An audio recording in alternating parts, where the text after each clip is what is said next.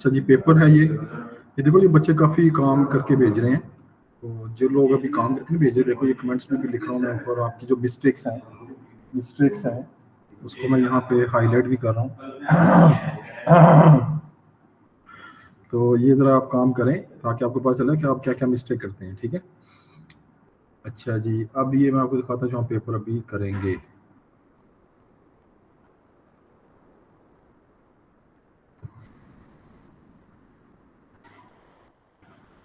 ये जी question paper जो discuss करना है, इसका पार्ट ए था वो belt and road initiative Pakistan का, इसके ऊपर था BRI, ये जो चाइना हमारे यहाँ CPEC बना रहा है, उसके ऊपर ये डाटा रिस्पॉन्स आया था आपके पेपर में।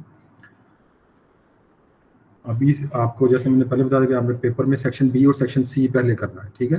तो सेक्शन बी में देखें question G, increase use of electric vehicle, government intervention पर क्वेश्चन आया हुआ है। और तीसरा क्वेश्चन जो है ये डिफरेंट क्वेश्चन था, आप इसे डिस्कस करते हैं क्या चीज़ है। फिर ये इफेक्टिवनेस ऑफ पॉलिसी के ऊपर आ गया, डेप्रिसिएशन की पॉलिसी के ऊपर डिस्कस करने के लिए उसे पूछा हुआ है। और यहाँ पे मॉनेटरी पॉलिसी किस तरह हम यूज़ करते हैं मैक्रो इकोनॉमिक एम के लिए, इसमें overall question paper overall easy था एक्सेप्ट क्वेश्चन 3। क्वेश्चन थोड़ी 3 इसमें थोड़ा डिफरेंट था, बाकी ये 2, 4 और 5 ये सारे क्वेश्चन इस पेपर में इजी थे और बच्चे आसानी से इसे अटेम्प्ट कर सकते थे, ठीक है जी। तो ये जो हम पेपर अभी डिस्कस कर रहे हैं, ये क्वेश्चन 2 पहले इसका डिस्कस करते हैं।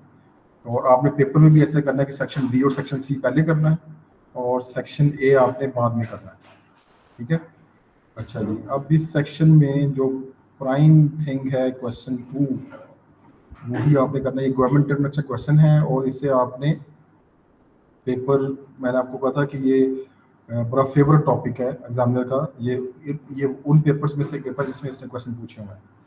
तो माइक्रो इकोनॉमिक्स के अंदर इंडिफरेंस कर्व का analysis using normal good, inferior good, उसकी डेरिवेशन है, LDMU का क्वेश्चन है। फिर एफिशिएंसी को वो मिक्स कर देता है इनके साथ, एफिशिएंसी को मार्केट स्ट्रक्चर के साथ मिक्स कर देता है, ओलिगोपोली का, कार्टल्स का, प्राइस डिस्क्रिमिनेशन का, और ये गवर्नमेंट इंटरवेंशन का, और लेबर मार्केट सबसे बड़ी चीज़। ये देखो 4, 5, 6 टॉपिक हैं जो कि उसके माइक्रो में फेवरेट टॉपिक है। अब इस क्वेश्चन में ये था, थोड़ा आपने समझना इसको, the increase use of electric vehicle is encouraged as part of government climate change policies because they create fewer negative externalities than diesel and petrol gas vehicle। पहले क्वेश्चन को तो समझा करें कि करना क्या चाह रहा है। गवर्नमेंट ये चाह रही है कि इलेक्ट्रिक व्हीकल को इंक्रीज किया जाए, और ये पॉलिसी गवर्नमेंट इसलिए लेके आना चाह रही है कि इलेक्ट्रिक व्हीकल जो है वो नेगेटिव एक्सटर्नलिटीज को कम क्रिएट करती है, फ्यूर कम क्रिएट करती है नेगेटिव एक्सटर्नलिटीज को, और डीजल और पेट्रोल की निस्बत, यानी कि पेट्रोल और डीजल जो है वो कम यूज़ किया जाए और ये वाली जो प्रोडक्ट है इसको ज़्यादा यूज़ किया जाए। तो इसको एनकरेज करने के लिए, कि क्वेश्चन ये है कि इलेक्ट्रिक व्हीकल को एनकरेज करना चाह रही है गवर्नमेंट, उसकी पॉलिसी को ये उसने स्टेटमेंट दी हुई है, और ये नेगेटिव एक्सपीरियंस को कम क्रिएट करते हैं, जबकि डीजल और पेट्रोल ज़्यादा क्रिएट करते हैं एक्सटर्नलिटीज़ को। ये उसने एक स्टेटमेंट लिखी हुई है। अब आपसे ये पूछ रहा है, क्वेश्चन ये है, evaluate with the help of diagrams. ये देखो एस लिखा हुआ है, मैंने आपको बताया था अगर सिर्फ डायग्राम लिखा हो तो उसमें एक डायग्राम बनती है, अगर एस लिखा हो तो एक से ज़्यादा बनेंगी, और अगर एस के साथ ब्रैकेट यहाँ लिखी होती तो फिर एक भी बन सकती थी कम से कम, और एक से ज़्यादा भी बन सकती है, फिर ऑप्शन होती है। 2 पॉलिसीज आपने बतानी है दैट गवर्नमेंट में use to encourage the use of EVs. तो क्वेश्चन जो है सीधा सीधा ये है कि इलेक्ट्रिक व्हीकल को किस तरह इंकरेज किया जाए, उसके लिए 2 पॉलिसीज बतानी है। अब एनकरेज का मतलब कि ये कोई ऐसी चीज़ है जिसकी पॉजिटिव कंजम्पशन और पॉजिटिव प्रोडक्शन हो रही है। तो 2 क्वेश्चन के अगर पार्ट देखें तो एक तरफ जो है उसने ऊपर बताया था कि इनकरेज करना है पॉजिटिव एक्सटर्नलिटीज़ को, ठीक है। ये कंजम्पशन की भी हो सकती हैं, प्रोडक्शन की भी हो सकती है, लोग कंज्यूम भी करें इलेक्ट्रिक व्हीकल को और प्रोड्यूस भी किया जाए, तो ये गवर्नमेंट इसको इनकरेज करना चाह रही है अगर इस एंगल को देखें। दूसरा एंगल जो उसने बताया कि डीजल और पेट्रोल से ये कम प्रोड्यूस करती हैं, तो ये आप अल्टरनेटिव के तौर पर बता सकते हैं कि गवर्नमेंट ये पॉलिसी भी यूज़ करेगी कि इनको डिस्करेज भी किया जाए, किनको, डीजल और पेट्रोल की कार्स के यूज़ को। तो आपने अगर क्वेश्चन में देखें तो आपने यहाँ ये बताना है कि मार्केट फेलियर क्या होती है। Market failure when there is inefficient allocation of resources, so government intervene to correct it. How government intervene to correct it? Through the policies of subsidies, information provision, indirect taxes, pollution permits, property rights, ये सारी policies थी। एक और चीज़ यहाँ पे आप ज़रा note कीजिएगा, ये सेम क्वेश्चन पॉलिसीज का आया था और एक क्वेश्चन बच्चे ने लिख के भेजा, उसमें उसने फिस्कल और मॉनेटरी पॉलिसी को डिस्कस करना शुरू कर दिया। भाई ये माइक्रो सेक्शन का पार्ट है, इसमें आपने माइक्रो पॉलिसीज बतानी है, मैक्रो पॉलिसीज नहीं बतानी। मैक्रो पॉलिसीज क्या है? फिस्कल, मॉनेटरी और वो सप्लाई से पॉलिसी। माइक्रो पॉलिसीज कौन सी हैं? ये जो हम पढ़ते हैं, सब्सिडीज हैं, इंडायरेक्ट टैक्सेस हैं, गवर्नमेंट प्रोविजन है, direct provision of goods services है, इंफॉर्मेशन प्रोवाइड करना है, ये है पोल्यूशन परमिट और ये जो है प्रॉपर्टी राइट्स, ये माइक्रो इकोनॉमिक पॉलिसीज है। क्योंकि एक पर्टिकुलर इशू की बात की जा रही है और पर्टिकुलर इशू क्या है? इलेक्ट्रिक व्हीकल का यूज। तो ये मार्केट बेस असल में डिमांड और सप्लाई, आपने ऐसी चीज है जो कार्स की बात कर रहे हैं, एक चीज की बात कर रहे हैं, जब वो एक से ज्यादा बात करेगा फिर वो मैक्रो का इशू है, वो एक में बताना। तो यहाँ सीधा सीधा आपने मार्केट फेलियर को डिफाइन कर देना है। पहले पैराग्राफ के अंदर मार्केट फेलियर की डेफिनेशन, मार्केट फेलियर को करेक्ट करने के लिए गवर्नमेंट इंटरवीन करेगी। गवर्नमेंट इंश्योर करना चाहती है एलोकेशन ऑफ रिसोर्सेज को, और गवर्नमेंट चाहती है कि मार्जिनल सोशल बेनिफिट जो है वो मार्जिनल सोशल कॉस्ट के इक्वल हो, to allocate efficient use of resources. अब इसके लिए गवर्नमेंट क्या करती है? गवर्नमेंट डिफरेंट पॉलिसीज यूज करती है। One of them is subsidy, one of them is information provision. ये दो पॉलिसीज आप बता दें, कौन सी दो पॉलिसी पूछे तो आप ये दो पॉलिसी बता देंगे। सब्सिडीज, क्योंकि हम एनकरेजमेंट की बात करेंगे, गवर्नमेंट कैसे एनकरेज करेगी ईवी को। अब ये बताने के बाद आपने अगले पैराग्राफ में आना है। अब वहां पे आपने बात करनी है कि गवर्नमेंट क्या करेगी? सब्सिडी प्रोवाइड करेगी। यूज ऑफ ईवी के बारे में बताएं कि इलेक्ट्रिक व्हीकल जब गवर्नमेंट एनकरेज करना चाह रही है तो गवर्नमेंट चाहती है इसकी प्रोडक्शन भी ज्यादा हो और इसकी कंजम्पशन भी ज्यादा हो। तो पहले प्रोडक्शन के पॉइंट ऑफ व्यू से बात अगर कर लें तो प्रोडक्शन में आपने बताना कि गवर्नमेंट क्या करेगी? Supply side policy, supply increase करेगी। किस तरीके से? सब्सिडी इंकरेज करके। सब्सिडी देगी गवर्नमेंट प्रोड्यूसर को, प्रोड्यूसर सब्सिडी से इनकरेज होगा और प्रोडक्शन ज़्यादा करेगा, जिससे इसकी प्राइस कम हो जाएगी और क्वांटिटी इंक्रीज कर जाएगी। ये प्रॉपर आपने पॉजिटिव प्रोडक्शन एक्सटर्नलिटी को डिफाइन भी करना है कि थर्ड पार्टी इफेक्ट है। ईवी की एग्जांपल दे देनी है जो उसने दी हुई है, उसी को यूज़ करना है। फिर डायग्राम बना के आपने बताना है सप्लाई राइट्स पे शिफ्ट होगी, जिससे प्राइस कम होगी और क्वांटिटी इंक्रीज कर जाएगी। पूरा आपने डिफाइन करना है सेकंड पैराग्राफ के अंदर। थर्ड पैराग्राफ के अंदर आप बताएं कि इस पॉलिसीज के कुछ नेगेटिव साइड्स भी हो सकती हैं, यानी कि पीडी डिपेंड करेगा कि पीडी कैसी है इस प्रोडक्ट की, इलास्टिसिटी ऑफ डिमांड और इलास्टिसिटी ऑफ सप्लाई। फिर extent of subsidy, government subsidy दे नहीं रही है। फिर size and shift of magnitude कितना है। ये 3 से 4 इसके नेगेटिव बातें आपने या हाउ ओवर पॉइंट यहाँ पे डिस्कस कर लेंगे। कुछ इसके कुछ और हाउ पॉइंट्स भी हैं, जैसे इसका हाउ पॉइंट एक बनता है कि जनाब आपने सब्सिडी जो है वो ग्रांटेड होती हैं, उससे इनएफिशिएंट होता है। ये सारे पॉइंट हमने उधर जाके एवेल्यूएशन में डिस्कस करना है। दूसरी आप पॉलिसी बताएं कि गवर्नमेंट यहाँ क्या करेगी। दूसरा जो काम करेगी गवर्नमेंट, लोगों को इन्फॉर्मेशन प्रोवाइड करेगी। अब ये हम पॉजिटिव कंजम्पशन एक्सटेंडली बात, लोगों को इनकरेज करने के लिए गवर्नमेंट इन्फॉर्मेशन प्रोवाइड करेगी कि जनाब इस प्रोडक्ट को एज ए कंज्यूमर आप ज़्यादा यूज़ करें, और इसके यूज़ करने से क्या होगा? एनवायरनमेंट जो है वो प्रोटेक्ट होगा। तो इसकी जब कंज्यूमर को गवर्नमेंट कन्विंस करना चाहती है तो उसको आपने डिमांड लाइन जो है वो शिफ्ट करनी है, ठीक है। और ये डिमांड सप्लाई डायग्राम किसका है? ये demand supply diagram electric vehicle का है। ये डिमांड सप्लाई डायग्राम भी इलेक्ट्रिक व्हीकल का है। तो यहाँ पे आप बताएंगे कि डिमांड गवर्नमेंट इंकरेज करेगी, इन्फॉर्मेशन प्रोवाइड करेगी। अब इन्फॉर्मेशन के लिए आप बता दीजिए गवर्नमेंट मीडिया कौन एडवर्टाइजिंग करेगी, मीडिया कौन सा यूज़ किया जाएगा, उस मीडिया की कॉस्ट कितनी आएगी। ये हाउ पॉइंट है जो इसके नंबर 4 पैराग्राफ में आपने इसको पॉलिसी को एक्सप्लेन करना है, डिमांड कर्व शिफ्ट करके दिखानी है। और उसके नेक्स्ट पैराग्राफ 5वें पैराग्राफ में जाके आपने बता देना है कि इसकी कुछ साइड इफेक्ट भी है, कॉस्ट बेयर करनी पड़ेगी, ये टाइम टेकिंग होगा, सोशल मीडिया सेट करना, ये सारी बातें आपने बतानी। अच्छा, ये मैंने एक चीज़ हाईलाइट की थी, ये वाली अगर आपको नज़र आ रही है, डेफिनेट नज़र आ रही होगी, कि ये आप ये बता सकते हैं कि ये वेलफेयर इफेक्ट होगा इतना, ये वाला जो है, ये वाला जो है, ये वेलफेयर, ये ट्रायंगल जो बनती है, जब अगर हम टैक्स लगाते हैं तो इसको हम कहते हैं ये डेड वेट लॉस है। फिर S2 से S1 पे बैकवर्ड शिफ्ट, जब सप्लाई कम कर, इसमें हम एक सप्लाई इंक्रीज कर रहे हैं तो इसे हम कहते हैं वेलफेयर लॉस। लेकिन डेड वेट लॉस का ऑपोजिट है।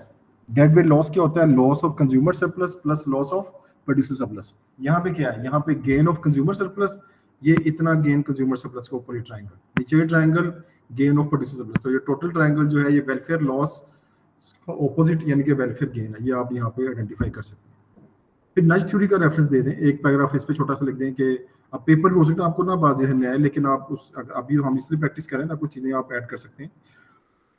तो छठा पैराग्राफ आप लिख सकते हैं, जनाब के नज थ्योरी भी एक ऐसी चीज़ है जो कि गवर्नमेंट आर्किटेक्चर प्रोवाइड करती है, इंफॉर्मेशन प्रोवाइड करती है, और लोगों को बजाय इसके कि सब्सिडी और क्या हो सकता है फाइन लगाया जाए या इंकरेज किया जाए, ये नॉन मार्केट बेस एक इंटरवेंशन है। आपको बताया था मार्केट बेस्ड इंटरवेंशन कौन सी होती है, जिसमें डिमांड सप्लाई डायग्राम इन्वॉल्व होती है। इसमें इंफॉर्मेशन प्रोवाइड की जाएगी, तो इसमें वो अवेलेबल नहीं है, डिमांड सप्लाई डायग्राम इसकी नहीं बनती सके नॉन मार्केट बेस। फर्दर ये देखें वही बातें जो मैंने ऊपर बताई कि कंजम्पशन और प्रोडक्शन दोनों को आपने ये ऊपर बता दिया आपको, कि एक पैराग्राफ हमने इसके ऊपर लिखा कि सप्लाई से इंक्रीज होगी प्रोडक्शन में, और दूसरा कंजम्पशन के ऊपर हमने एक डायग्राम बनाई जिसमें डिमांड इंक्रीज होगी। अच्छा, अब यहाँ पे वो भी आप बात याद रखें कि आपको बताया था कि जो पहले वाली कर्व होती है वो हमेशा MPB, जहाँ पे शिफ्ट होना चाहते हैं वो M, ये B है लिखना, जहाँ पे शिफ्ट होना चाहते हैं वो MSB। अगर सप्लाई की एक ही बनाई है तो उसे हम लिखेंगे MSC। तो ये वो पॉइंट है जहाँ पे सोशल ऑप्टिमम पॉइंट, जहाँ पे MSC MSB के इक्वल है। लेकिन अगर आप पेपर में MSB कंफ्यूज हो तो आप इसे फिर D1 D2 के साथ भी लिख सकते हैं, उस पर कोई ऑब्जेक्शन नहीं होगा। तो देखिए 6 to 7 पैराग्राफ हम यहाँ तक लिख चुके हैं एनालिसिस के। अब आप आ जाएं एवेल्यूशन के ऊपर। एवेल्यूशन में सब वही बात जो मैं आपको बार बार कहता हूँ कि आपने लिखना, it can be evaluated. Evaluated ये सेंटेंस लिखने के बाद आपने बताना है सब्सिडीज की, जो ऊपर आपने पॉलिसी डिस्कस की उसके एवेल्यूशन पॉइंट। पहली बात, सब्सिडी कॉस्टली होती है, इसकी वैल्यू कितनी दी जाए ये मैटर करेगी। फिर इसकी अपॉर्चुनिटी कॉस्ट भी होती है, ये गवर्नमेंट ये पैसा कहीं और लगा सकती थी। इसकी वैल्यू जजमेंट है कि जनाब ये जो सब्सिडी है कुछ गवर्नमेंट कितनी ज़्यादा देगी या कितनी कम देगी, ये गवर्नमेंट टू गवर्नमेंट मैटर करेगा, उसकी वैल्यू डिसाइड करने में। सब्सिडी के 2 नेगेटिव पॉइंट बता दें। एक और आगे चलें फिर बता दें जी कि ये टाइम टेकिंग होती है, ये नहीं कि सब्सिडी आज आपने दी तो कल इसके इम्पैक्ट या रिजल्ट आना शुरू हो जाएंगे, ऐसा नहीं होता। फिर एडवर्टाइजिंग जो ऊपर हमने बात की उसके ऊपर आप ये देखना, एक पैराग्राफ आपने कम से कम वैल्यूएशन में, अब वैल्यूएशन का एक पैराग्राफ भी हो सकता है, एक से ज़्यादा भी हो सकता है, कोई ऐसा हर्ज नहीं है। यानी कि सब्सिडी की जब बात नेगेटिव पॉइंट लिख रहे हैं वैल्यूएशन, तो एक पैराग्राफ लिख लें, तो लिख लें it can be further valuated, ये लिख सकते हैं, या उसी पैराग्राफ के अंदर ही आप कंटिन्यू करें कि एडवर्टाइजिंग जो गवर्नमेंट ने इंफॉर्मेशन प्रोवाइड की दूसरी पॉलिसी, उसमें गवर्नमेंट की कॉस्ट आएगी, लेकिन उस कॉस्ट का सर्टेन रिजल्ट नहीं है कि किस तरह के रिजल्ट सामने है, क्योंकि पता नहीं आपने टारगेट ऑडियंस को वो मैसेज दिया है कि नहीं दिया। ये तीसरी पॉलिसी अल्टरनेटिव पॉलिसी जरूर बताया करें, उसमें आप बता सकते हैं कि गवर्नमेंट क्या कर सकती थी, खुद प्रोवाइड करना शुरू कर दे, खुद प्रोवाइड करना शुरू कर दे गुड सर्विसेज। अब ये जैसे इलेक्ट्रिक व्हीकल है, इसमें पंजाब गवर्नमेंट की एग्जांपल दे सकते हैं। अगर आप बड़े न्यूज़ आसपास सुनते हैं कि गवर्नमेंट ने इलेक्ट्रिक व्हीकल जो है स्टूडेंट को देना शुरू किए हैं, इलेक्ट्रिक व्हीकल नहीं सॉरी इलेक्ट्रिक स्कूटर, तो वो उस पॉलिसी का रेफरेंस दे सकते हैं, या आप गवर्नमेंट इसको प्रोवाइड कर सकती है लेकिन उसकी कॉस्ट आएगी। ये बात एक अल्टरनेटिव 2 पॉलिसी बताने के साथ तीसरी पॉलिसी जरूर बताएं। और ये पॉलिसीज की जो इफेक्टिवनेस है वो डिपेंड करेगी PD and PS of the product. PS इस रिस्पेक्ट में कि कितनी जल्दी वो प्रोडक्ट प्रोड्यूस की जा सकती है, पीडी इस रिस्पेक्ट में कि कितनी इफेक्टिव होगी demand of the product in this response. ये देखिए पूरा क्वेश्चन आपने 8 to 9 पैराग्राफ में लिखा, और मैंने आपको पहले भी एक दफ़ा बताया था, फिर एक दफ़ा बता रहा हूँ कि जब आप एनालिसिस खत्म करें तो उसके बाद 2-3 लाइनें छोड़ दिया करें, क्योंकि कुछ ऐसी बात है जो आपको बाद में जहन में आए तो वो बात आप बाद में ऐड कर सकते हैं। एनालिसिस के बाद 2-3 लाइनें छोड़ दें। एवेल्यूशन आपका हाफ पेज से थोड़ा ज़्यादा होना चाहिए। जब एवेल्यूशन आप कंप्लीट करें तो उसके नीचे भी 3-4 लाइनें छोड़ के जब एवेल्यूशन खत्म करें तो आप नया क्वेश्चन जो है वो न्यू पेज से स्टार्ट करें, यानी जो सेक्शन सी पे जब आपने जाना है, और ये पेज छोड़ दें, इस पर कोई रिस्ट्रिक्शन नहीं है, कोई आपको कुछ नहीं कहेगा, कोई नंबर नहीं कटेंगे, कोई एग्जामिनर माइंड नहीं करेगा। तो आप नेक्स्ट पेज पे सेक्शन सी स्टार्ट करें, और ये जो आप आधा पेज या 2-3 लाइनें जो छोड़ेंगे उसका ये होगा कि जब अगला क्वेश्चन आप कर रहे हो कुछ पेपर में चीजें आपको याद आती हैं बाद में, तो आप उसमें ऐड कर सकते हैं। अच्छा, ये थोड़ा क्वेश्चन डिफिकल्ट था जो उसने पेपर में दिया, काफी स्टूडेंट ने उस साल ये अटेम्प्ट नहीं किया था, अनलेस कोई 1% स्टूडेंट जो टोटल पेपर दुनिया में दिए गए तो लेस देन 5% स्टूडेंट जिन्होंने पेपर अटेम्प्ट किया। अब ये क्वेश्चन आप भी समझे जरा, ये क्या चीज है, evaluate with the help of diagram. और डायग्राम ये देखो एस लगा ब्रैकेट, इसका मतलब एक डायग्राम बन सकती है, कम से कम 2 भी बना सकते हैं, 3 भी बना सकते हैं, एक जरूर बन सकती है। इसका मतलब ये how total market demand and minimum efficiency scale may determine the form of market structure in industry. तो अगर आप ये क्वेश्चन हम जल्दी से करेंगे क्योंकि ये इतना कोई इफेक्टिव क्वेश्चन नहीं है, ये सिलेबस से थोड़ा हट के दिया है इसने। मार्केट डिमांड क्या होती है, किसी एक प्रोडक्ट की जो टोटल डिमांड है, जो ऑल कंज्यूमर डिमांड करते हैं उसको मार्केट डिमांड करते हैं, डेफिनेशन। मिनिमम एफिशिएंट स्केल क्या पॉइंट है, अगर आपको याद हो तो जो हम बनाते थे इकोनॉमीज ऑफ स्केल की डायग्राम, ये लॉन्ग रन LRAC, उसका जो मिनिमम पॉइंट था ये वाला मिनिमम, इस मिनिमम पॉइंट के बाद इससे आगे जाएंगे तो आपकी economies of scale dis economy scale में चेंज हो जाएंगी। तो ये वो मिनिमम पॉइंट है जहां पे मिनिमम कॉस्ट आ सकती है। बियॉन्ड दिस पॉइंट आपकी dis economies of scale start हो जाएंगी। इसको हम कहते हैं कि ये जो पॉइंट है ये मिनिमम एफिशिएंट स्केल है। ये आपने डिफाइन कर देना डायग्राम बना के। यहाँ पे आएगी कॉस्ट, यहाँ पे आएगी क्वांटिटी। तीसरी चीज जो आप बता दें डेफिनेशन में, ये डेफिनेशन में डायग्राम बन सकती है, या यहाँ पे सिर्फ डेफिनेशन बता दें और सेकंड पैराग्राफ में जाके इसकी डायग्राम बना दें, ये ज्यादा बेहतर है। पहला पैराग्राफ फोकस करें डेफिनेशन के ऊपर, उसमें डायग्राम का कोई देने की जरूरत नहीं है। तीसरी डेफिनेशन जो आप लिखेंगे वो मार्केट स्ट्रक्चर की लिखेंगे, जिसमें आप बताएंगे मार्केट स्ट्रक्चर जो है, मार्केट स्ट्रक्चर की डिफरेंट फॉर्म्स हैं, जिसमें सोल ट्रेडर, सॉरी क्या मोनोपोलिस्टिक कंपटीशन, ओलिगोपोली और परफेक्ट कंपटीशन होते हैं, जो कि with respect to ownership of the business in an economy. बस ये आपने 3 डेफिनेशन बता दी। अब नेक्स्ट डेफिनेशन में विदाउट वेस्टिंग टाइम आप MES की डायग्राम बनाएंगे सेकंड पैराग्राफ में, और उसमें आप बताएंगे इकोनॉमी स्केल क्या होती है, इकोनॉमी स्केल को डिफाइन कर दें, डिस इकोनॉमी स्केल क्या होती है उसको डिफाइन कर दें, डायग्राम बना दें और बता दें कि इस पॉइंट से आगे जाएंगे तो डिस इकोनॉमी स्केल है, अगर इस पॉइंट तक रहेंगे तो ये इकोनॉमीज ऑफ स्केल को हम अचीव कर रहे होंगे। ठीक है, और इकोनॉमी स्केल किस तरह अचीव करते हैं, फाइनेंशियल इकोनॉमीज है, मार्केटिंग इकोनॉमीज है, मैनेजरियल, टेक्नोलॉजिकल, ये सारी जो चीज़ें वो एग्जिस्ट करती हैं।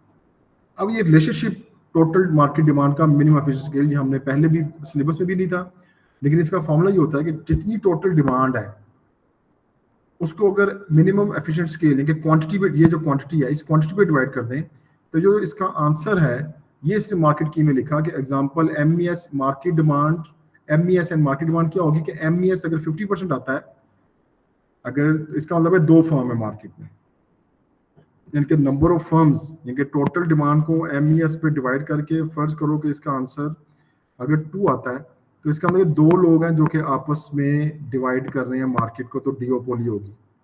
इसका मतलब कि जितना इसका आंसर बड़ा आएगा उतना वो कंपटीशन को शो करेगा, जितना इसका आंसर छोटा आएगा वो शो करेगा कि वो मोनोपोलिस्टिक कंपटीशन है या ओलिगोपोली है या मोनोपोली। अगर आपको याद हो कंसंट्रेशन रेशियो से थोड़ा थोड़ा मिलता है, लेकिन इतना ज्यादा ये उससे मिलता नहीं है, वो कुछ और चीज थी डिफरेंट।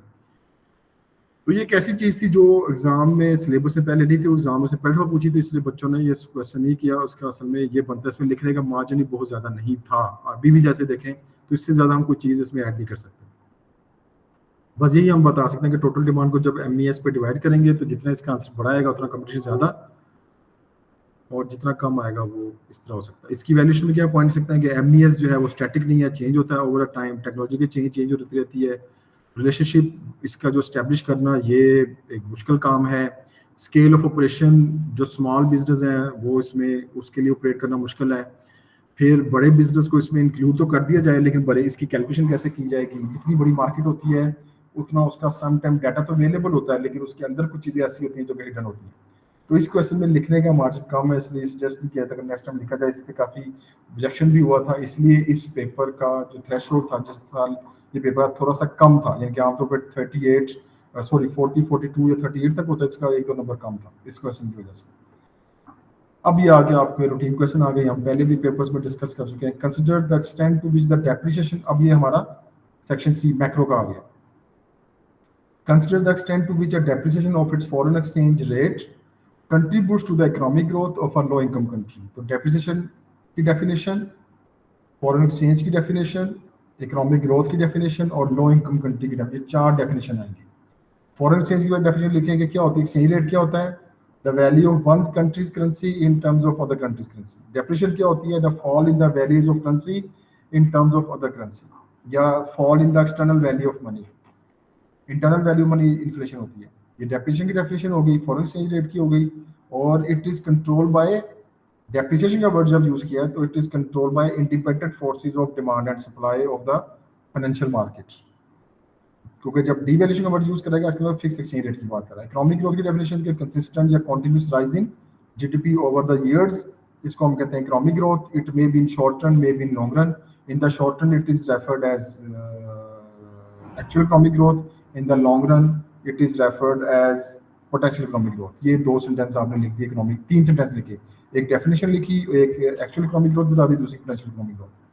फिर इसी एक ही पहले पैराग्राफ में चलना है लो इनकम कंट्री। इनकम की बात की है तो आप बता दें ऐसे कंट्री जिनकी इनकम $4,000 से कम है। अगर आपको याद हो क्राइटेरिया में लिखा था $3,995, ठीक है, तो वो आप उसे अप्रोक्सीमेटली $4,000 से जिनका पर कैपिटा इनकम कम है वो लो इनकम कंट्री में कंसिडर किए जाते हैं।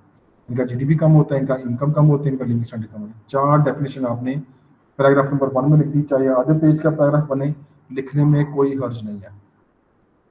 अब जरा क्वेश्चन पे फोकस करें, क्या डेप्रिसिएशन करने से इकोनॉमिक ग्रोथ होगी लो इनकम कंट्री में? तो अब पहले सीधा सीधा बता दें जी कि डेप्रिसिएशन करने से होगा क्या। अब ये एएस का क्वेश्चन आपको याद है कि डेप्रिसिएशन करने से प्राइस ऑफ एक्सपोर्ट कम हो जाती हैं जिससे एक्सपोर्ट ज़्यादा होंगी डिमांड, प्राइस ऑफ इंपोर्ट ज़्यादा हो जाती हैं जिससे इंपोर्ट की डिमांड कम। तो एक्स माइनस एम हमारा अफेक्ट करेगा, एक्स माइनस एम अफेक्ट करने का मतलब एक्स माइनस एम राइज करेगा। जब एक्स माइनस एम राइज करेगा तो ये डायग्राम बनाई हुई है, इधर 81 शिफ्ट हो जाएगा 82 पे, ठीक है। और आपने ये जो बात बताई ये सारी आपने बतानी है जो मैंने बोली कि प्राइस ऑफ एक्सपोर्ट और एम से क्या फ़र्क पड़ेगा। जब ये इधर जाएगा तो आपने बताना ये बिल्कुल सही कह रहे हैं जी, पॉजिटिव इफेक्ट क्या आया कि Y1 से जीडीपी हमारा Y2 पे चला गया और एम्प्लॉयमेंट भी राइज करेगी, जीडीपी भी राइज करेगा, लोगों की इनकम भी राइज करेगी, लिविंग स्टैंडर्ड भी राइज करेगी। पॉजिटिव इफेक्ट बता देने एक पैराग्राफ इसके ऊपर। अभी सेकंड पैराग्राफ हम लिख रहे हैं इसके ऊपर। सेकंड पैराग्राफ में डेप्रिसिएशन की प्राइसेस और ये सारा बता के वो लिखा, बल्कि आप ऐसा करें तीसरे पैराग्राफ में डायग्राम बना के उसको एक्सप्लेन करें, उसके ये पॉजिटिव इफेक्ट बता दें। वेयर एज उसी पैराग्राफ में बताएं भाई इसका नेगेटिव इफेक्ट भी आएगा, इससे प्राइसेस ज्यादा हो जाएंगी। एक और नेगेटिव इफेक्ट बताएं कि जब लोगों की इनकम ज्यादा होगी तो इनकम ज्यादा होने से लोग इंपोर्ट ज्यादा करेंगे, इंपोर्ट ज्यादा करने से फ्यूचर में बैचलर में डिस्टर्ब हो सकता। ये आपके 3 पैराग्राफ हो गए। अब आपने बताना है भाई इसे एक अब रीजन बताएं इसकी कि हुआ कैसे, ये डेप्रिसिएशन की वजह से हुआ है और ये कौन सी टाइप ऑफ ग्रोथ है। जब एडी शिफ्ट होता है तो एडी का जो शिफ्ट होना होता है वो असल में किसको शो करता है, ये एक्चुअल इकोनॉमिक ग्रोथ को शो करता है। एक्चुअल इकोनॉमिक ग्रोथ का मतलब कि एग्जिस्टिंग रिसोर्सेज को आपने बेटर वे से यूज करना शुरू कर दिया। और इसे हम ये भी कह सकते हैं कि आप ये शॉर्ट टर्म में होती है और इसमें एडी की डिमांड शिफ्ट होती है। हाउएवर द एडी की शिफ्ट और साइज मैटर करता है कि कितनी एडी शिफ्ट या राइज की है, वो मैटर करेगा, ये आपने बताना।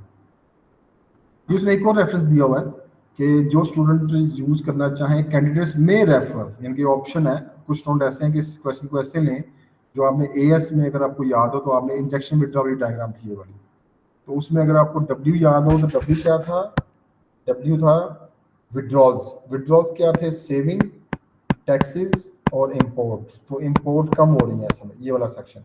और इंजेक्शंस अगर आपको याद हो ये 4 सेक्टर इकोनॉमी वाला सेम था।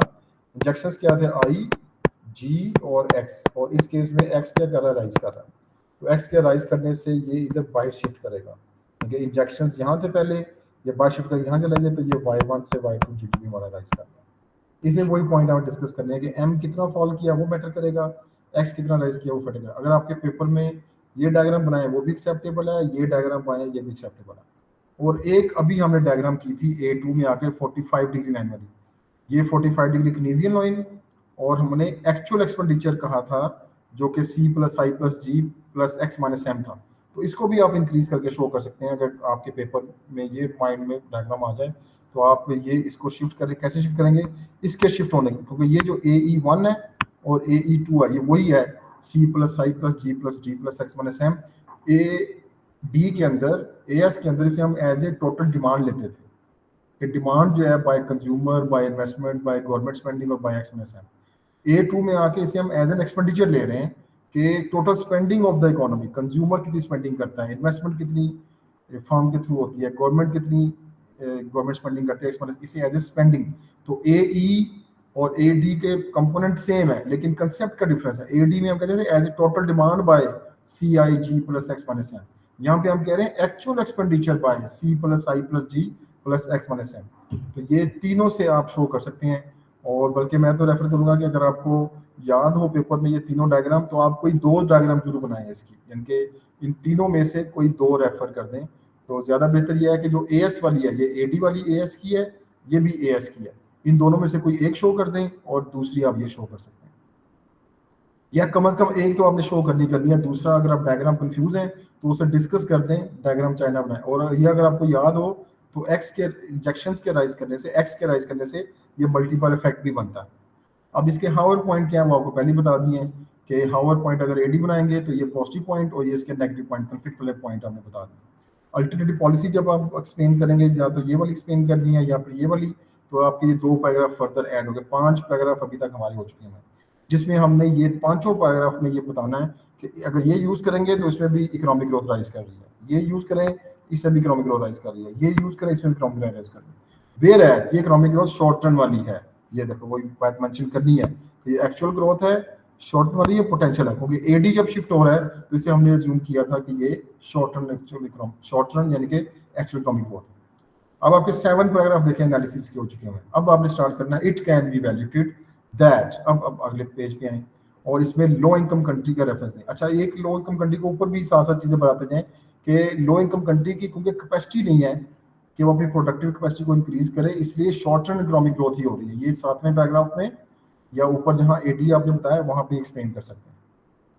ठीक है, एक और चीज जो अभी इसने यहाँ डिस्कस नहीं की लेकिन मेरे ज़हन में आई थी, ये मैंने यहाँ पे लिखी है, प्री पिशिंगर हाइपोथेसिस। अगर आप सिलेबस वाइज करेंगे तो आपको याद आएगा। एक पॉइंट आप यहाँ पे ऐड कर सकते हैं, चाहे यहाँ पे ऐड कर दें या आप वैल्यूएशन में ऐड करें, कि जो लो इनकम कंट्री है वो जो एक्सपोर्ट करेगा वो एग्रीकल्चर गुड्स को एक्सपोर्ट करेगा, जिसकी प्राइसेस कम और हार्डवर्क ज्यादा होता है।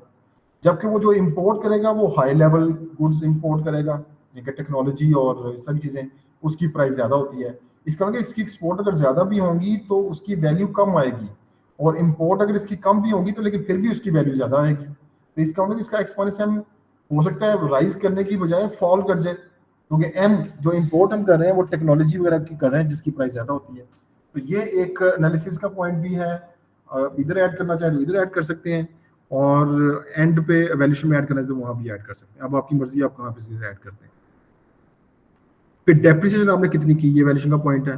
अगर पहले डॉलर जो है वो 280 का था, अब डॉलर अगर 281 का हो गया तो डेप्रिशिएट तो करेंसी हो गई, लेकिन अमाउंट का फर्क पड़ता है कि 1 रुपया से फर्क पड़ा है, तो ये इतना इफेक्टिव नहीं होगा। लेकिन अगर 280 से 300 या 310 पे चला जाए डॉलर, फिर फर्क पड़ेगा, तो इसे कहते हैं एक्सटेंट ऑफ डेप्रिसिएशन। इस पे डिपेंड करेगा। फिर size and magnitude of AD, AD कितना शिफ्ट हुआ, वो वही बात जो आपको बताई। फिर जे कर्व हम ये डिस्कस कर चुके हैं। एक्सपोर्ट इंपोर्ट जब भी आए, डेप्रिसिएशन जब करते हैं तो शॉर्ट टर्म में इसका इफेक्ट क्या होगा, शॉर्ट टर्म में फर्दर ये क्या हो जाएगा नेगेटिव, और लॉन्ग रन में जाके ये ज्यादा ठीक होगा। और मार्शल लॉ कंडीशन, वो price of elasticity of demand of export और इंपोर्ट, वो भी मैटर करेगी। फिर आपकी जो फिस्कल मॉनेटरी पॉलिसी है, क्या वो इसी अलाइनमेंट में है, इसी डायरेक्शन में जिस डायरेक्शन में ये चल रही है। फिर लोअर डेवलप कंट्री की एबिलिटी है एक्सपोर्ट ज्यादा प्रोड्यूस करने की। इतने सारे ये पॉइंट है, देखो ये आप वैल्यूएशन में डिस्कस कर सकते हैं। इनमें से कुछ पॉइंट आप इधर डिस्कस कर दें। वैल्यूएशन में 3 से 4 पॉइंट कम से कम हाफ पेज होना चाहिए, और 3/4 पेज आप कर सकते हैं इसके ऊपर, इनके आपके पेज का 3/4 जो पार्ट है, इनके 3 हिस्से आपका पेज जो होता है वो आप वैल्यूएशन कम से कम कर सकते हैं। एक पेज की भी कर सकते हैं, कोई रिस्ट्रिक्शन नहीं है, लेकिन वैलिड पॉइंट अगर है तो आप ले सकते हैं। और पीछे एनालिसिस का देखो, हमने 7 से 8 पैराग्राफ उसके ले चुके हैं। तो ये अच्छा क्वेश्चन था पेपर में अगर आज अटेम्प्ट करने के लिए, ये भी अच्छा क्वेश्चन है। evaluate the effect, अच्छा क्वेश्चन मीन कि इसमें लिखने का मार्जिन ज्यादा है। evaluate the effectiveness of using monetary policy to reduce the rate of inflation and this policy may affect government's ability to achieve its macroeconomic aim। अगर आप लोग जो रेगुलर क्लासेस ये वाली हमारी अटेंड कर रहे हैं, अगर उनको याद हो तो इस तरह का क्वेश्चन हम पहले से अटेम्प्ट कर चुके हुए हैं, तो आप पुरानी वीडियो भी देख सकते हैं। लेकिन मैं कंसाइजली फिर बता देता हूँ एक दफा। डेफिनेशन किसकी लिखेंगे, मॉनेटरी पॉलिसी की, कि सेंट्रल बैंक इंप्लीमेंट करता है और इंटरेस्ट रेट को कम या ज्यादा करके मनी सप्लाई को अफेक्ट करने की कोशिश करते हैं, जिससे एक्सचेंज रेट भी इफेक्ट होता है। इन्फ्लेशन की डेफिनेशन, इन्फ्लेशन क्या है, consistent rise in general price level over a given period of time. Government ability to achieve macroeconomic aim, macroeconomic aims क्या है, the government want to achieve macroeconomic aim like reduce inflation, increase employment, increase economic growth, increase balance surplus and reduce uneven distribution of income. ये आपने पहले paragraph में concisely precisely half page लगा लें, आपने definition लिख दी। अब अगले पेज पे आए, अगले पैराग्राफ पे आए कि मॉनेटरी पॉलिसी से क्या रेट ऑफ इन्फ्लेशन कम होगी, क्या ये इफेक्टिव पॉलिसी है मॉनेटरी पॉलिसी यूज करना। तो मॉनेटरी पॉलिसी की डायग्राम बनाएं। ये डायग्राम कौन सी बनेगी, कॉन्टेक्शनरी मॉनेटरी पॉलिसी। कॉन्टेक्शनरी मॉनेटरी पॉलिसी क्या थी कि गवर्नमेंट क्या करेगी, इंटरेस्ट रेट को इंक्रीज करता है। सेंट्रल बैंक इंटरेस्ट रेट के इंक्रीज करने से डिमांड फॉर लोन कंज्यूमर भी कम करेगा और फर्म्स भी कम करेगा, तो एडी इधर बैकवर्ड शिफ्ट आ जाएगा। जब एडी बैकवर्ड शिफ्ट आया तो पहले प्राइस लेवल PL1 था, अब प्राइस लेवल PL2, ये आपने डायग्राम बना देनी। और ये इसका पॉजिटिव इफेक्ट ये आया कि प्राइसेस कम हो गई, यस प्राइसेस जो है वो कम हो गई हैं, ये हमने अचीव कर लिया। लेकिन अब ये एक पैराग्राफ में आपने ये डिफाइन कर दिया, अगले पैराग्राफ में आके कन्फ्लिक्ट बताएंगे भाई ये तो हमने अचीव कर लिया है, लेकिन एक कन्फ्लिक्ट आ रहा है। कन्फ्लिक्ट क्या आ रहा है कि ये जीडीपी देखें आपका Y1 से Y2 पे चला गया, तो अब कंप्रोमाइज क्या होगा, कंप्रोमाइज होगी इकोनॉमिक ग्रोथ जो कम हो जाएगी, कंप्रोमाइज क्या होगी, एम्प्लॉयमेंट जो कि कम हो जाएगी। एक और पॉजिटिव इफेक्ट आ सकता है कि जब लोगों की इनकम कम है तो इनकम के कम होने से लोग डिमांड फॉर इंपोर्ट वो कब भी कम होगी, ये पॉजिटिव इफेक्ट है। एक पॉजिटिव इफेक्ट है इसका डिमांड कम होना, जिसकी वजह से बैलेंस ऑफ पेमेंट ठीक हो सकता है। ये हम तीसरा पैराग्राफ लिख रहे हैं, ये बात में रखना। और दूसरा पॉजिटिव इफेक्ट इसका ये हमने डिस्कस किया कि इसकी प्राइसेस कम हो गई, तो ये आपने दोनों बता दी। अब इसकी इफेक्टिवनेस पे कुछ चौथा पैराग्राफ में बता दें कि इसकी इफेक्टिवनेस वो डिपेंड करेगा इंटरेस्ट रेट कितना, extent of change in interest rate, एक तो वो बताएं, और दूसरा बताएं कि शिफ्ट इन एडी मैटर करेगी, फिर ये टाइम टेकिंग है वो मैटर करेगा, और गवर्नमेंट आपका कंट्री की स्टेट यानी कि गवर्नमेंट की कंडीशन कैसी है, अंडर डेवलप है डेवलप है। ये 4 पॉइंट मैंने जो आपको बताए, इसमें 2 पॉइंट आपने यहाँ डिस्कस करने हैं, 2 वेरिएशन में जाकर डिस्कस करने हैं। अब सर मॉनेटरी पॉलिसी में वो मनी सप्लाई का भी तो हम लिख सकते हैं ना? हाँ, वो मैंने जब बताया ना कि जब इंटरेस्ट रेट आपने कम किया तो उसकी वजह से क्या हुआ कि मनी सप्लाई ज्यादा होगी, जिसकी वजह से एडी शिफ्ट हुआ है। ये हम वो सेकंड पैराग्राफ में एक्सप्लेन करेंगे इसको, ठीक है, वो मैंने बोला था मनी सप्लाई। अच्छा, फिर आप ये बताएं, ये 3 पैराग्राफ थे क्यों हमारे हो चुके हैं। अब चौथे पैराग्राफ में आप बताएंगे कि अल्टरनेटिव पॉलिसी भी यूज की। जब भी ये क्वेश्चन आएगा पॉलिसीज का, आपने अल्टरनेटिव पॉलिसी जरूर बतानी है। यहाँ पे जो अल्टरनेटिव पॉलिसी बताएंगे वो भी मैं आपको पहले बता चुका, फिर बता रहा हूँ कि मॉनेटरी पॉलिसी और फिस्कल पॉलिसी ये डिमांड साइड पॉलिसीज है। तो अल्टरनेटिव पॉलिसी आप बताएं जो कि अदर वे अराउंड है, और वो है सप्लाई साइड पॉलिसी। यहाँ पे मेरा ख्याल आपको रेफरेंस देना चाहिए सप्लाई साइड पॉलिसी का, कि सप्लाई साइड पॉलिसी ज्यादा बेहतर है। उसमें क्या होगा कि उसमें कंफ्लिक्ट कम आएंगे। अगर आप सप्लाई साइड डायग्राम बना के दिखाएं, उसे चौथे पैराग्राफ में डिफाइन कर दें, और फिर सप्लाई साइड पॉलिसी बताएं कि क्या होगा, उससे LRAS शिफ्ट होगा राइटवर्ड, LRS से इधर आप ये ऐसे करके बना दें, उसकी जो कीन्स वाली थी। इससे देखो प्राइसेस भी कम होंगी अगर ये वाई एक्सिस देखें, और इससे जीडीपी भी Y1 से Y2 पे जाएगा, इसमें कंफ्लिक्ट कम आएंगे, ठीक है। तो इसका पहले ये बता दें कि इसमें कंफ्लिक्ट कम आएंगे, जीडीपी राइज करेगा, एम्प्लॉयमेंट राइज करेगी, अदर माइक्रो इकोनॉमिक, क्योंकि क्वेश्चन के अंदर शामिल है other macro economic aim effect करेंगे। तो पहले वाले में बताया कि इफेक्ट करेंगे, इन्फ्लेशन ठीक करते करते आपकी इकोनॉमिक ग्रोथ, एम्प्लॉयमेंट, इनकम कम हो जाएगी मॉनेटरी पॉलिसी में। तो अब बताएंगे ये सप्लाई साइड पॉलिसी यूज करें, इसमें क्या होगा कि इसमें आपकी इनकम भी, प्राइस लेवल भी कम हो जाएगा, प्लस पॉइंट दूसरा जीडीपी भी राइज करेगा, एम्प्लॉयमेंट भी राइज करेगी, इंपोर्ट भी राइज करेंगी क्योंकि लोग इनकम राइज किया, ये एक साइड इफेक्ट है इसका। और रीजन बताएं कि करेंगे कैसे, ये आप करेंगे एजुकेशन ट्रेनिंग, किसी एक को डिस्कस करते हैं, एजुकेशन ट्रेनिंग को डिस्कस कर सकते हैं, टेक्नोलॉजी को डिस्कस कर सकते हैं, इंफ्रास्ट्रक्चर को डिस्कस कर सकते हैं, किसी एक को डिटेल में डिस्कस करें, जैसे एजुकेशन ट्रेनिंग को डिटेल में डिस्कस करते हैं तो उसमें बताइए एजुकेशन ट्रेनिंग से लेबर प्रोडक्टिविटी बढ़ेगी, उससे फर्म ज़्यादा प्रोड्यूस करेगी, फर्म लोगों को ज़्यादा वेजेस देने के लिए भी तैयार है क्योंकि प्रोडक्टिविटी है। लेकिन एजुकेशन ट्रेनिंग की वजह से गवर्नमेंट के पैसे ज़्यादा लगेंगे, लेकिन एजुकेशन ट्रेनिंग टाइम टेकिंग है, लेकिन एजुकेशन ट्रेनिंग करके लोग दूसरे कंट्री में चले जाएंगे। ये 3-4 इसके नेगेटिव पॉइंट आपने यहाँ 2 यहाँ लिख दें और एक आप वैल्यूएशन के लिए बचा के रखें। एक और इसने यहाँ पॉइंट बताया हुआ फिलिप्स कर्व। अब ये पेपर में आपके जहन में नहीं आएगा, लेकिन अब आपको हम पेपर से पहले प्रैक्टिस करें तो आप लिख सकते हैं कि फिलिप्स कर्व भी एक चीज होती है जो कि इनवर्स रिलेशन है बिटवीन इन्फ्लेशन एंड अनएम्प्लॉयमेंट। अगर आपके जहन में है तो आप इसे रेफर कर सकते हैं कि अगर हम इन्फ्लेशन जब ठीक करते हैं तो अनएम्प्लॉयमेंट राइज कर जाती है। अगर इसे रेफर करना चाहें पेपर में, अगर आपको याद है तो लिख सकते हैं। जरूरी नहीं है कि मार्किंग की जितनी चीजें लिखी हो वो आपने सारी लिखनी होती है। एक तो जो बात कंफर्म है मॉनेटरी पॉलिसी जो गिवन है वो तो आपने डिस्कस करनी है। पहला पैराग्राफ आपने लिखा नॉलेज का, अगले 3 पैराग्राफ आपने लिखे मॉनेटरी पॉलिसी के ऊपर, अगले 3 पैराग्राफ ये 2 पैराग्राफ लिखे आपने अल्टरनेटिव पॉलिसी SSP के ऊपर, तो दैट्स एनफ। लेकिन अगर फ्लिप्स कर्व होगा याद है तो 1-2 लाइन लिखने में कोई हर्ज नहीं है। अब आज जी वैल्यूएशन का पॉइंट ये आपका 7वां या 8वां पैराग्राफ है। इसमें आप बताया जी इन्फ्लेशन तो कम होगी लेकिन उसके macro economic point other effect हो जाएंगे। फिर इन्फ्लेशन कितनी कम होगी ये मैटर करता है, how accurate inflation has been reduced. फिर टाइम लैग, अगर जो पॉलिसी यूज की, ये मैंने वही कहा था कि आगे जाके पॉइंट लिखना है। फिर एक्सपेक्टेशन क्या है, सम टाइम ऐसा भी होता है कि गवर्नमेंट ने इंटरेस्ट रेट कम किया, इसलिए इंटरेस्ट रेट ज़्यादा किया इसलिए कि लोग मनी सप्लाई या लोन कम लें, लेकिन लोग अनइंटेंडेड कॉन्सिक्वेंसेस करते हैं, लोग लोन ज़्यादा लेना शुरू कर देते हैं। क्यों? क्योंकि लोगों की जो सेट है, क्या सेट है, लोगों का लिविंग स्टैंडर्ड सेट है, उस लिविंग स्टैंडर्ड को मेंटेन करने के लिए वो लोन लेते जाते हैं, वो उसको फर्क नहीं पड़ा लोगों के ऊपर। तो ये चीज़ आप यहाँ पे डिस्कस कर सकते हैं, जिसे हमने कहा था अनइंटेंडेड कॉन्सिक्वेंसेस, वो जो हमने डिस्कस की थी, effectiveness of monetary policy, fiscal policy, supply source, 7 8 point थे, तो वो नोट्स में भी लिखे हुए हैं, बुक में भी लिखे हुए हैं, और हम यहाँ डिस्कस भी कर चुके हैं। तो वो 3 से 4 पॉइंट आपने यहाँ पे लिखने हैं। फिर वही बात कि शॉर्ट रन और लॉन्ग रन इम्प्लीकेशन, अगर आप ये वाली काम करेंगे तो ये लॉन्ग रन इम्प्लीकेशन वाला काम होगा कि इसमें जीडीपी ज्यादा देर तक कायम रहेगा, क्योंकि ये पोटेंशियल इकोनॉमिक ग्रोथ होगी जिसमें इन्फ्लेशन कम हो रही है।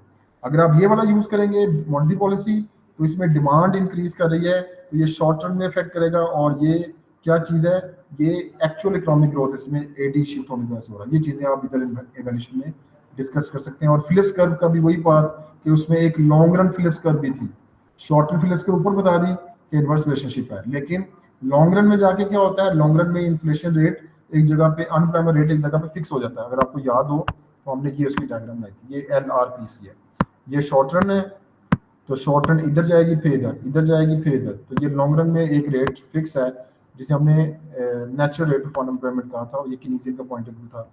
और इधर हमने लिखा था इन्फ्लेशन रेट परसेंटेज में था, और इधर जो था वो एम्प्लॉयमेंट रेट था, अनएम्प्लॉयमेंट रेट परसेंटेज के अंदर।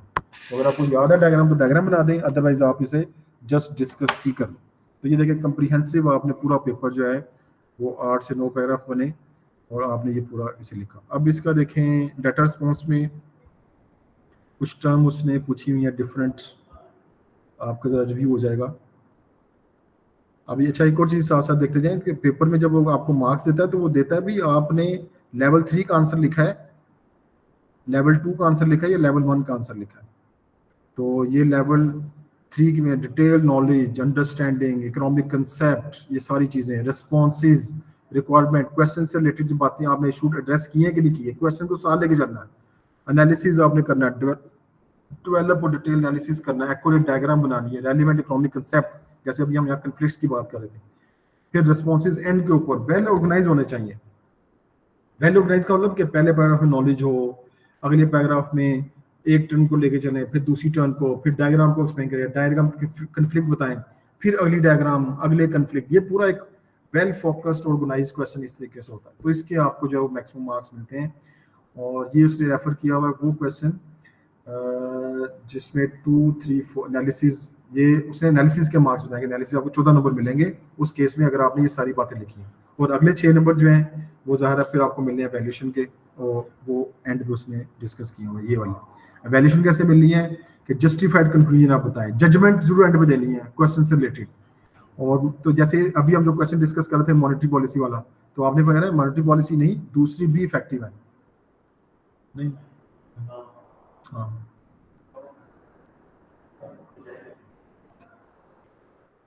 तो आपने बताना कि मॉनेटरी पॉलिसी इफेक्टिव नहीं है, एसएसपी ज्यादा इफेक्टिव है, इसका कंक्लूजन ये बनता है, कंक्लूजन जरूर दिया था। अच्छा जी, अब आए ये जो डेटा रिस्पॉन्स था आपका, डेटा रिस्पॉन्स हम देखो पीपीपी, ठीक है, ये किसी नाम नहीं है सियासी पार्टी का, ये परचेजिंग पावर पैरिटी है।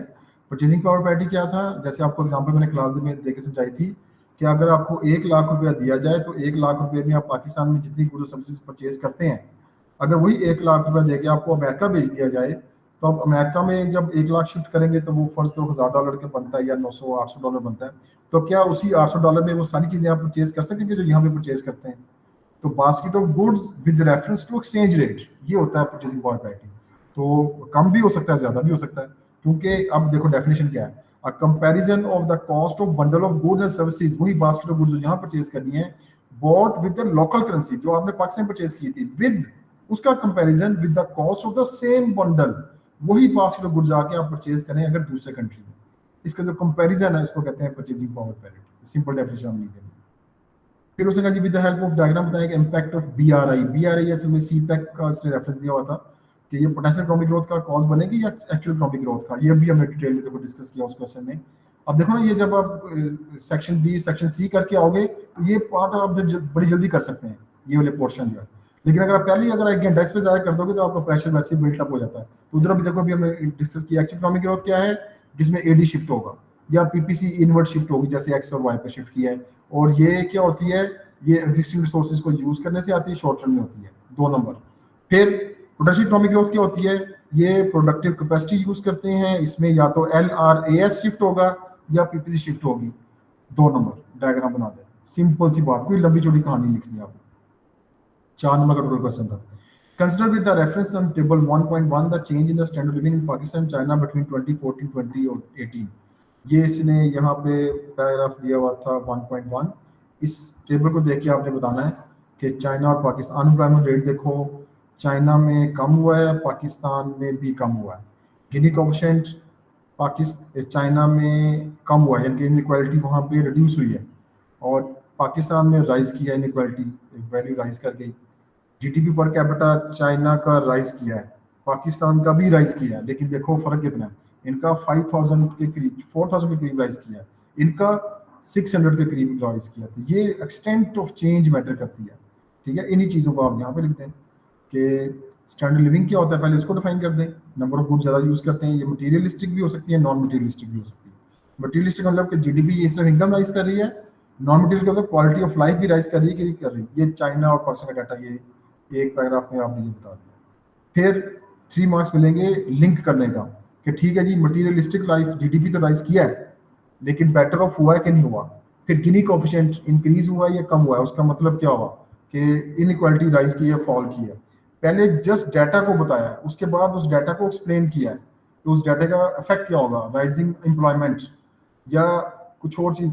अब नॉन मटीरियल के ऊपर कोई उसे डाटा हमें नहीं दिया हुआ, ये भी आप बता सकते हैं। No data about non material, यानी कि क्वालिटी ऑफ लाइफ के ऊपर उसने कोई बात नहीं की, पोल्यूशन, फिर वर्किंग आवर, फिर एजुकेशन, हेल्थ, उसने कोई बात नहीं की। ये बात भी आप लिख सकते हैं। और लास्ट इसने 8 मार्क्स का पूछा, evaluate using the article the likely impact of BRI on the economies of Pakistan and China in the long run में क्या इंपैक्ट होगा, सी पैक अगर बन जाता है। चाइना का इंपैक्ट क्या होगा, इसमें आप पॉजिटिव नेगेटिव दोनों समझें। Advantages to China and Pakistan, advantages to China and advantages to Pakistan, समझो इसके 3 से 4 नंबर है। फिर disadvantages to China, disadvantages to Pakistan, इसके 3 से 4 नंबर है। और 1 नंबर समझे कि आपको कंक्लूजन का मिल जाना। तो चाइना को बेनिफिट, मोर एक्सपोर्ट्स होंगी, चीपर एक्सपोर्ट होंगी, एक्सेस चाइनीज कैपेसिटी मिल जाएगी उन्हें, प्रोडक्शन की, ट्रांसपोर्टेशन कॉस्ट भी कम हो जाएगी, चाइना की मार्केट बड़ी है। पाकिस्तान को बेनिफिट, रेलवे बन जाएगा, ग्वादर बन गया, एडीएस हमारा राइज करेगा, नॉन फ्रेश जीडीपी हो सकती है अगर एएस राइज किया, इन्वेस्टमेंट राइज करेगी, इलाके डेवलप होंगे हमारे, etcetera etcetera. Disadvantages, power station बनेंगे तो उससे पोल्यूशन होगी, ग्लोबल वार्मिंग राइज कर सकती है। ये मिक्स करके मिल सकते हैं, लगा मिल सकते हैं। वैसे ये ज्यादा नुकसान पाकिस्तान, क्योंकि पाकिस्तान में बन रहा है ना, तो पाकिस्तान के रिसोर्सेज यूज हो रहे हैं। तो ये देखो पाकिस्तान के हिसाब से डिसएडवांटेज, ये कॉमन सेंस की बात है कि इसमें डिसएडवांटेज चाइना के लिए बनते हैं, पाकिस्तान के बनते हैं, क्योंकि पाकिस्तान के रिसोर्सेज यूज हो रहे हैं। एम्प्लॉयमेंट अनक्लियर है, अब चाइनीज जहां भी काम करते हैं आधे बंदे वो अपने ले आते हैं साथ, अपनी भी एम्प्लॉयमेंट इंक्रीज करते हैं। प्रॉफिटेबिलिटी का फायदा होगा या नुकसान, ये भी पाकिस्तान को हो ना हो, लेकिन चाइना को प्रॉफिटेबिलिटी हो रही है। फिर पाकिस्तान को लोन लेना पड़ेगा, क्योंकि ये जो पैसा लग रहा है इससे कुछ वो खुद इन्वेस्टमेंट कर रहे हैं, कुछ एज ए लोन पाकिस्तान को दे रहे हैं। और जजमेंट बेस्ड ऑन एविडेंस के इसका बेनिफिट होगा कि नहीं होगा। तो एक जो चीज़ क्लियर नजर आती है, चाइना को ज़्यादा बेनिफिट होगा, पाकिस्तान को कंपेरेटिवली कम होगा, ये आपने कंक्लूड कर देना। अब ये जो हम पेपर डिस्कस करते हैं ऐसे आप सॉल्व भी किया करें, जैसे मैं अभी आपको बता रहा था, ये देखो बच्चों ने पेपर सॉल्व करके भेजे हुए हैं, तो ये सब आप लोगों को है, ये कमेंट्स लिख के मैं भेजता हूँ क्या चीज़ इसमें कम है क्या ज़्यादा है। तो अगर आप लिख के भेजोगे तो आपकी जो मिस्टेक्स हैं वो यहीं से पकड़ी जाएंगी, बजाय इसका कि एग्जामिनर आपकी मिस्टेक निकाले। तो अगर यहीं से मिस्टेक पकड़ी जाएंगी तो आप फ्यूचर में पेपर आप अच्छा कर सकोगे, और अभी ज़्यादा प्रेशर लेने की जरूरत भी नहीं है। आप A2 वाले जो हैं खासतौर पे, उनका अभी पेपर में बहुत देर है, बहुत देर का मतलब आपके पास टाइम है, अभी एएस का टाइम कम रह गया है आपका, अभी 25 दिन है, 29 है आज, तो 22 को पेपर है आपका, तो 22 दिन वो, और ये 3 हफ्ते ज़्यादा बन जाते हैं आपके पास, 20-22 दिन है अभी। तो बस कॉन्फिडेंट होके एक दिन माइक्रो रिवाइज करें, एक दिन मैक्रो रिवाइज करें, और फिर अगले दिन तीसरे दिन फिर माइक्रो, चौथे दिन फिर। ये रीडिंग वाला काम नहीं छोड़ा आपने, ये 1-1 घंटा लगाते जाए रीडिंग पर डेली बेसिस के ऊपर। और दूसरी चीज़, क्वेश्चन लिखना शुरू कर दें आप, सेक्शन बी लिखें, सेक्शन सी लिखें, टाइम नोट करके लिखें ताकि आपको पता चलेगा आपने 40 मिनट्स में क्वेश्चन खत्म किया कि नहीं किया। और बल्कि मेरा मशवरा यह है कि बाकी स्टूडेंट भी ऐसा कर रहे हैं, काफ़ी स्टूडेंट। तो वो क्या कर रहे हैं, जैसे ये स्टूडेंट जो पेपर भेजा, पूरा पेपर करके भेजा हुआ है, तो उसने टाइम नोट किया कि मैंने इतने में पेपर शुरू किया, और ये देखो बिल्कुल इसने भी ऐसा किया, वो इस सजेशन के मुताबिक ये डाटा रिस्पॉन्स एंड पे किया हुआ। ठीक है, तो आप इस तरह डाटा रिस्पॉन्स एंड पे करें और देखें आपको कितनी देर लगती है। ये जब आप यूज टू हो जाएगा ना लिखने, 3 4 5 पेपर एक दिन लिखने, अगले दिन लिखें, अगले दिन लिखें, तो 22 दिन है, 22 पेपर तो करें कम से कम, या 20 पेपर आप करें। बल्कि ये जो पेपर हम डिस्कस करते हैं, ये आप रिकॉर्डिंग सुन लिया करें, ये यूट्यूब पे मैं लगाता रहता हूँ, आपको पता भी, सबको लिंक भी भेज दिए हुए हैं, एक्सेल की फाइल भी भेज दी है। A level economics with Mohammad Asim लिखेंगे तो ये यूट्यूब पे वैसे ही चैनल आ जाएगा। तो ये आप सुने और फिर लिखें। लिखने की जब तक दिमाग में बातें रहेंगी, उस वक्त दिमाग में रहेंगी, हाथ आपके नहीं चलेंगे पेपर में। अगर अभी से हाथों को लिखने की आदत होगी तो पेपर में भी आपके हाथ ऑटोमेटिक चलेंगे दिमाग के साथ साथ। इसलिए मैं सजेशन है कि लिखना शुरू करें और साथ साथ क्वेश्चन आप जो चेक करवाते जाएं। ठीक है, या कम से कम मार्किंग की से मैच कर लिया करें कि आपका आंसर कितने हद तक ठीक है।